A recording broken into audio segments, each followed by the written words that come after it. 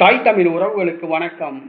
மதுரை விமான நிலையத்துக்கு தேவர் பெயர் என்ற தலைப்பில் இந்த காணொளியை காண்கிறோம். மதுரை விமான நிலையம் மதுரை அவனியாபுரம் அருகே பெருங்குடிக்கு அருகிலே இந்த விமான நிலையம் உள்ளது. இந்த விமான நிலையத்துக்கு யாருடைய பெயர் சூட்டுவது என்று ஒரு போட்டி நிலவுகிறது. முன்னாள் குடியரசுத் தலைவர் அப்துல் கலாம் பெயர் சூட்ட வேண்டும் என்று ஒரு தரப்பினர் கூறுகின்றனர்.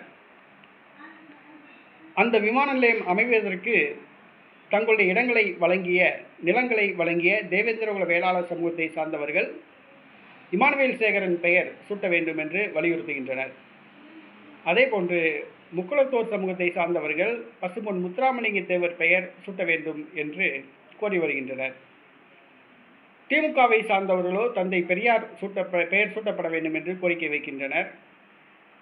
இதே போன்று பல்வேறு தரப்பினர் பல்வேறு தலைவர்களுடைய பெயர்களை முன்மொழிகின்றனர். ஆனால் பசும்பொன் முத்துராமலிங்க தேவர் பெயர் வைக்கப்படும் அல்லது இமானுவேல் சேகரன் பெயர் வைக்கப்படும் என்ற ஒரு சூழல்தான் நிலவுகிறது. இந்த சூழ்நிலையில் மத்திய அரசு இந்த பிரச்சனையை கிடப்பில் போட்டது. தற்பொழுது இந்த பிரச்சனையை புதிதாக கிளப்பியுள்ளார் எடப்பாடி பழனிசாமி. எடப்பாடி பழனிசாமிக்கு தென் மாவட்டத்தில் தேவர் சமூகத்தினர் அவருக்கு கடந்த பாராளுமன்ற தேர்தலில் வாக்களிக்கவில்லை.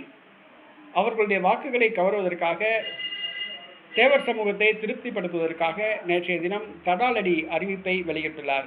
என்னவென்று சொன்னால், மதுரை விமான நிலையத்துக்கு பசும்பொன் முத்துராமலிங்க தேவர் பெயர் சூட்டப்படும், அதற்கான நடவடிக்கை எடுக்கப்படும் என்று அறிவித்துள்ளார். தேர்தல் நேரத்தில் எடப்பாடி பழனிசாமி அறிவித்திருப்பது தென் மாவட்டத்தில் சாதி கலவரத்தை தூண்டும் சூழ்நிலை ஏற்பட்டுள்ளது. ஏற்கனவே மதுரை விமான நிலையத்துக்கு தியாகி இமானுவேல் சேகரன் பெயர் சூட்ட வேண்டும் என்று கோரிக்கை வைத்து வருகிறார்கள். இந்த சூழ்நிலையில் எடப்பாடி பழனிசாமி முத்துராமலிங்க தேவர் பெயரை பரிந்துரைத்திருப்பது தென் மாவட்டத்தில் சாதி கலவரத்தை ஏற்படுத்தும் ஒரு சூழ்நிலை ஏற்பட்டுள்ளது.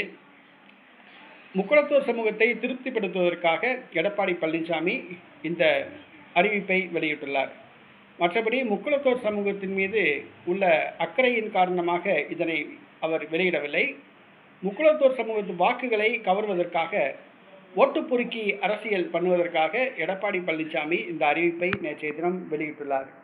அவருடைய அறிவிப்பு தென் மாவட்டத்தில் தேர்தல் நேரத்தில் கண்டிப்பாக சாதி கலவரத்தை ஏற்படுத்தும்.